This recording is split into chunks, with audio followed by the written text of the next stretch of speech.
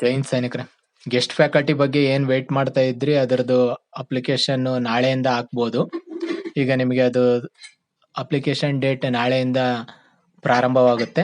ಮತ್ತೆ ಈಗ ಆಲ್ರೆಡಿ ಯಾರಾದ್ರೂ ಅಪ್ಲಿಕೇಶನ್ ಹಾಕಿದ್ರಿ ಅಂತಂದ್ರೆ ಅದನ್ನ ಎಡಿಟ್ ಕೂಡ ಮಾಡಬಹುದು. ಮತ್ತೆ ಈಗ ಹೊಸದಾಗಿ ಅಪ್ಲಿಕೇಶನ್ ಹಾಕುವಂತವ್ರು ನಾಳೆಯಿಂದ ಅಪ್ಲಿಕೇಶನ್ ಲಿಂಕ್ ಓಪನ್ ಆಗುತ್ತೆ. ಅದನ್ನ ನೀವು ಅಪ್ಲಿಕೇಶನ್ ಹಾಕ್ಬೋದು.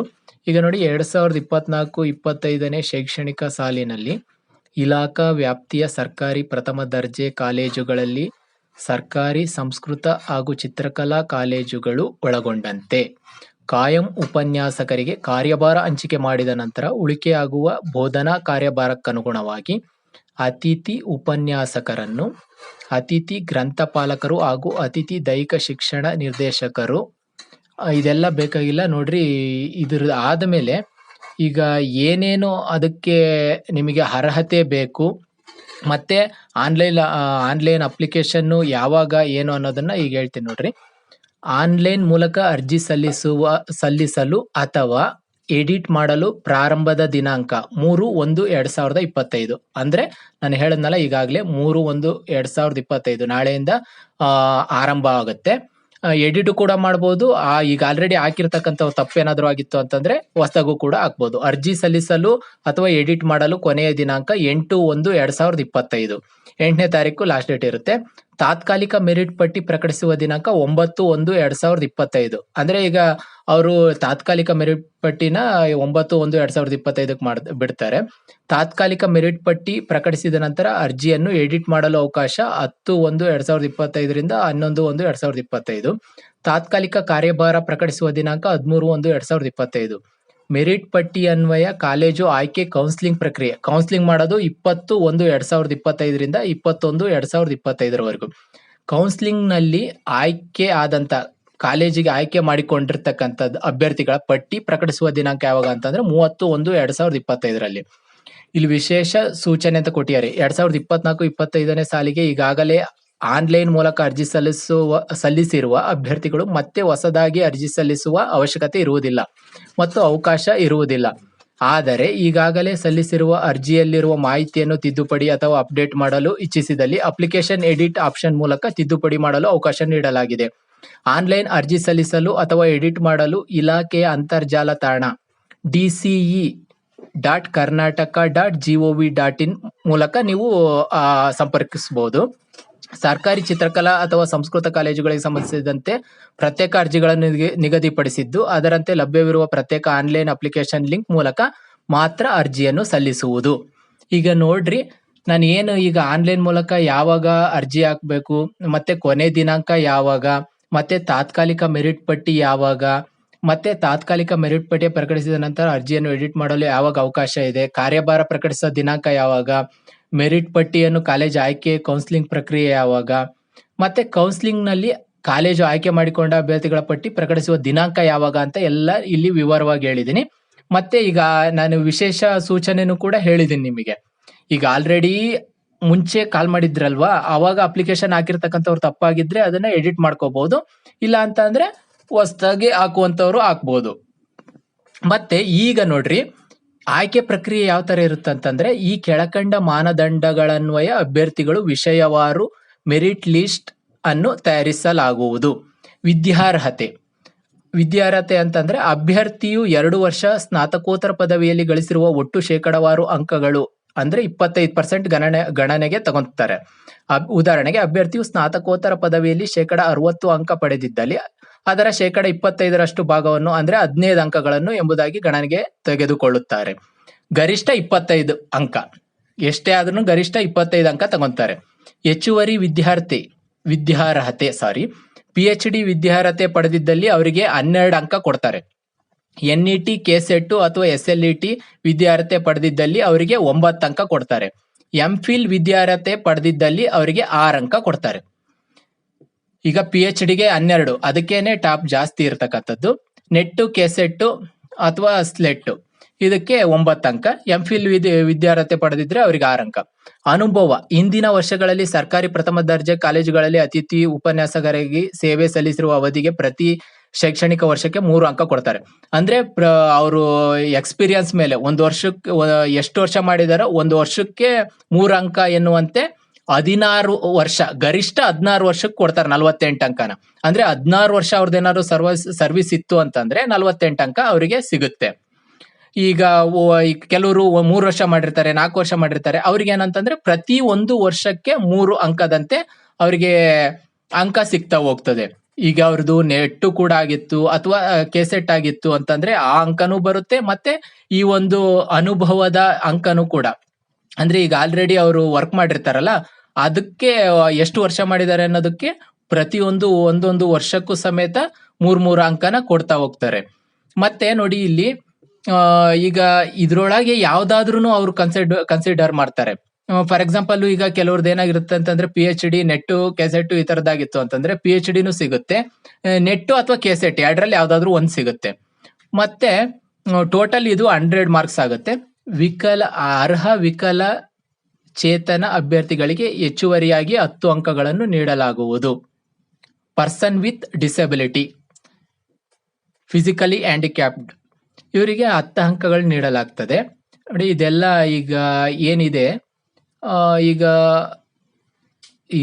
ಸ್ಟಾರ್ಟಿಂಗ್ ಇಂದ ಹೇಳಿದ್ದೀನಲ್ಲ ಅದೇ ಸೇಮ್ ಇರುತ್ತೆ. ಸ್ವಲ್ಪ ಹಂಗೆ ಹೇಳ್ತಾ ಹೋಗ್ತೇನೆ. ವಿಷಯವಾರು ಲಭ್ಯವಿರುವ ಕಾರ್ಯಭಾರಕ್ಕನುಗುಣವಾಗಿ ಅಗತ್ಯವಿರುವ ಸಂಖ್ಯೆ ಅರ್ಹ ಅಭ್ಯರ್ಥಿಗಳು ತಾತ್ಕಾಲಿಕ ಪಟ್ಟಿ ಪ್ರಾವಿಷನಲ್ ಸೆಲೆಕ್ಷನ್ ಲಿಸ್ಟ್ ಅನ್ನು ಪ್ರಕಟಿಸಲಾಗುವುದು ಹಾಗೂ ಆಯ್ಕೆ ಪಟ್ಟಿಯಲ್ಲಿ ಅಭ್ಯರ್ಥಿಗಳಿಗೆ ಆನ್ಲೈನ್ ಕೌನ್ಸಿಲಿಂಗ್ ಮೂಲಕ ಕಾಲೇಜುಗಳನ್ನು ಆಯ್ಕೆ ಮಾಡಿಕೊಳ್ಳಲು ಅವಕಾಶ ಕಲ್ಪಿಸಲಾಗುವುದು. ಸರ್ಕಾರದ ದಿನಾಂಕ 13/9/2023 ಅತಿಥಿ ಉಪನ್ಯಾಸಕರ ಆಯ್ಕೆ ಪ್ರಕ್ರಿಯೆ ಕರ್ನಾಟಕ ಸಾರ್ವಜನಿಕ ಉದ್ಯೋಗ ಹೈದರಾಬಾದ್ ಪ್ರದೇಶಕ್ಕೆ ನೇಮಕಾತಿ ಮೀಸಲಾತಿ 13ರಂತೆ ಅನ್ವಯವಾಗುವಂತೆ ಮೀಸಲಾತಿ ನಿಗದಿಪಡಿಸಿ ಮೀಸಲಾತಿಗೊಳಪಡುವ ಹುದ್ದೆಗಳನ್ನು ಸ್ಥಳೀಯ ವ್ಯಕ್ತಿಗಳಿಂದಲೇ ಭರ್ತಿ ಮಾಡಿಕೊಳ್ಳುವಂತೆ ಸೂಚಿಸಲಾಗಿದ್ದು ಅದರಂತೆ ಕ್ರಮ ವಹಿಸಲಾಗುವುದು.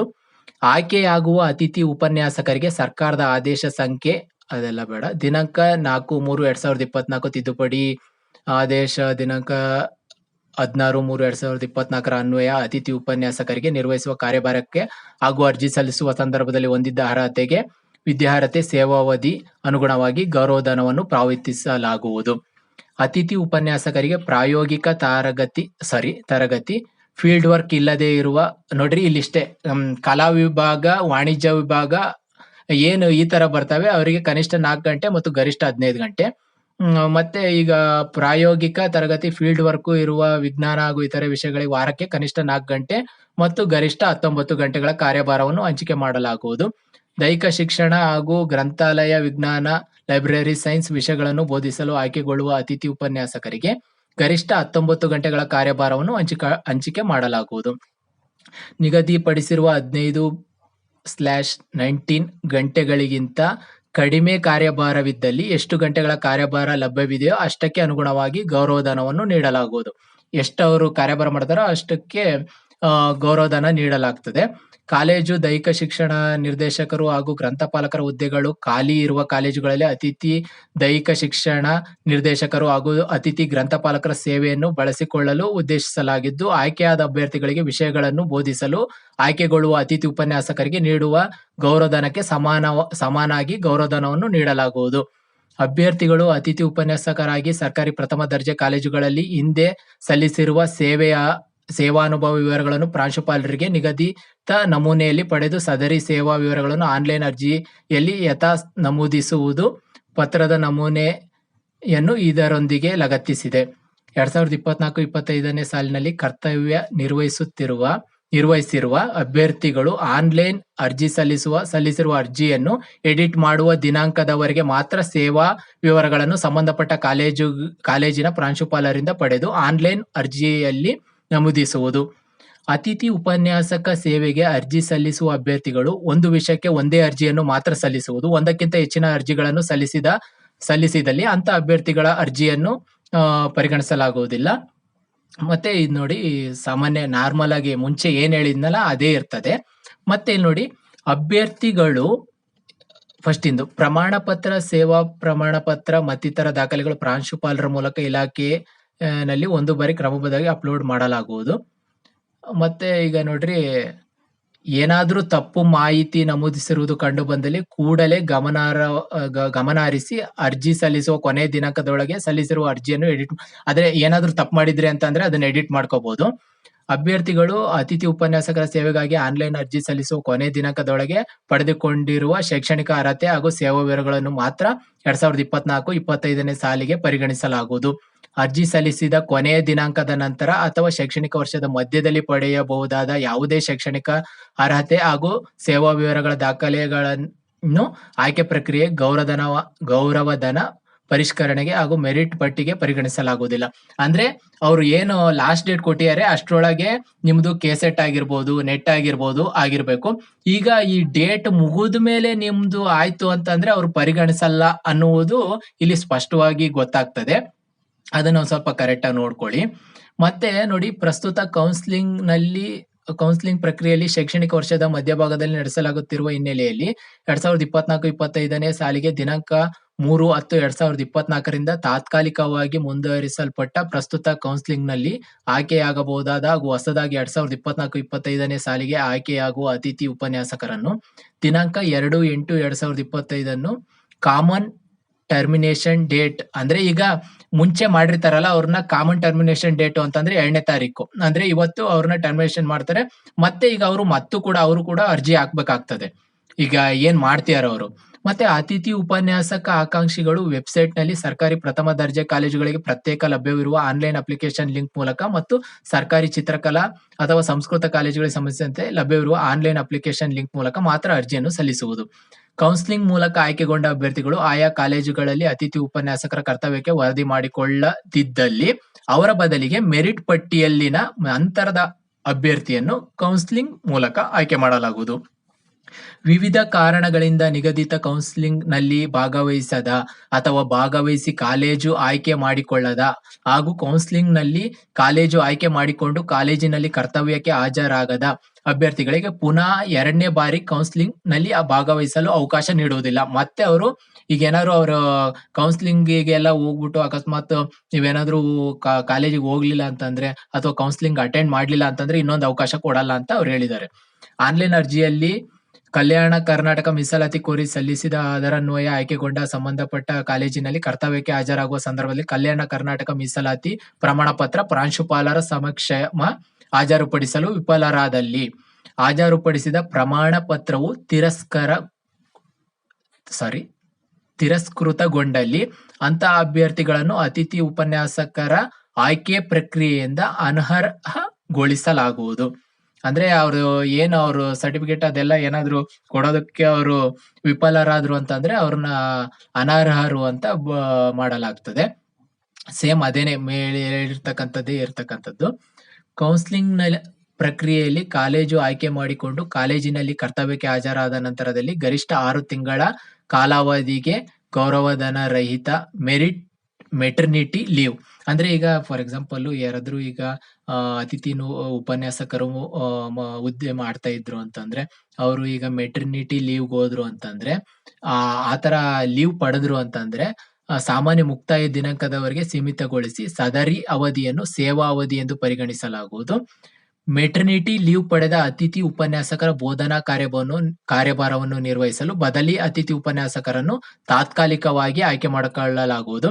ಬದಲಿ ಅತಿಥಿ ಉಪನ್ಯಾಸಕರನ್ನು ಮೆರಿಟ್ ಲೀವ್ ಪಡೆದಿರುವ ಅತಿಥಿ ಉಪನ್ಯಾಸಕರ ವರದಿ ಮಾಡಿಕೊಂಡ ನಂತರ ಬಿಡುಗಡೆ ಮಾಡಲಾಗುವುದು. ಮತ್ತೆ ಈಗ ಇದು ನಾರ್ಮಲ್ ವರ್ಗಾವಣೆ, ನಿಯೋಜನೆ, ಮರುಹಂಚಿಕೆ ಹಾಗೂ ಇನ್ನಿತರ ಕಾರಣದಿಂದಾಗಿ ಕಾಯಂ ಅಧ್ಯಾಪಕರು ಕಾಲೇಜಿನಲ್ಲಿ ಕರ್ತವ್ಯಕ್ಕೆ ಹಾಜರಾದಾಗ ಅಥವಾ ಸೆಮಿಸ್ಟರ್ ಅವಧಿಯಲ್ಲಿ ಕಾರ್ಯಭಾರ ಕಡಿಮೆ ಆದಾಗ ಅಥವಾ ಇತರೆ ಕಾರಣಗಳಿಂದ ಹೆಚ್ಚುವರಿ ಕಾರ್ಯಭಾರದಲ್ಲಿ ವ್ಯತ್ಯಯವಾದಾಗ ಆ ಕಾಲೇಜಿಗೆ ಸಂಬಂಧಪಟ್ಟ ವಿಷಯದಲ್ಲಿ ಕೊನೆಯದಾಗಿ ಕರ್ತವ್ಯಕ್ಕೆ ವರದಿ ಮಾಡಿಕೊಳ್ಳುವ ಅತಿಥಿ ಉಪನ್ಯಾಸಕರನ್ನು ಸೇವೆಯಿಂದ ಬಿಡುಗಡೆಗೊಳಿಸಲಾಗುವುದು.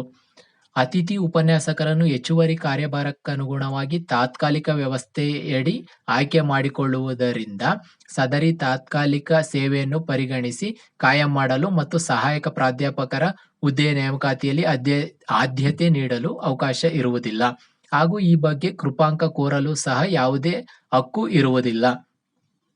ಆನ್ಲೈನ್ ಮೂಲಕ ಅಂದ್ರೆ ಈಗ ನೋಡ್ರಿ, ಕೆಲವರು ಏನ್ ಮಾಡ್ತಾರೆ ಅಂತಂದ್ರೆ ಮೇಯ್ನು ಇಲ್ಲಿ ಇದನ್ನು ಅಂತ ತಿಳ್ಕೊಳ್ರಿ, ಸರ್ಕಾರಿ ಕಾಲೇಜುಗಳಲ್ಲಿ ಮಾತ್ರ ನೀವು ವರ್ಕ್ ಮಾಡಿದ್ರೆ ನಿಮಗೆ ಈಗ 1 ವರ್ಷಕ್ಕೆ 3 ಅಂಕ ಅಂತ ಸಿಗುತ್ತೆ.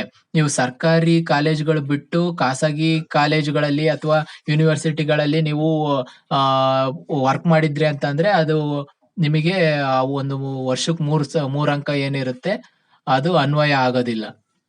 ಮತ್ತೆ ಅತಿಥಿ ಉಪನ್ಯಾಸಕರ ಆಯ್ಕೆ ಸಂಬಂಧಿಸಿದ ಎಲ್ಲಾ ಮಾಹಿತಿಗಳನ್ನು ಇಲಾಖೆ ಅಂತರ್ಜಾಲ HTTPS ಅದೇ ವೆಬ್ಸೈಟ್ ಏನಿದೆ ಅಲ್ಲಿ ಪ್ರಕಟಿಸಲಾಗುವುದು. ಆದ್ದರಿಂದ ಅಭ್ಯರ್ಥಿಗಳು ಸದರಿ ಅಂತರ್ಜಾಲ ತಾಣವನ್ನು ಪ್ರತಿನಿತ್ಯ ಗಮನಿಸಲು ತಿಳಿಸಲಾಗಿದೆ. ಇದೆಲ್ಲ ಕರೆಕ್ಟ್ ಆಗಿ ನೀವು ಒಂದ್ಸತಿ ನೋಡ್ಕೊಳ್ಳಿ. ಮೇನ್ ಏನು ಅಂತಂದ್ರೆ ಈಗ ನಾವು ಅದು ಏನ್ ಹೇಳಿದಿನಲ್ಲ ಅದನ್ನ ಕರೆಕ್ಟ್ ಆಗಿ ನೋಡ್ಕೋಬೇಕಷ್ಟೇನೆ. ಜೈ ಹಿಂದ್, ಜೈ ಭಗತ್ ಸಿಂಗ್.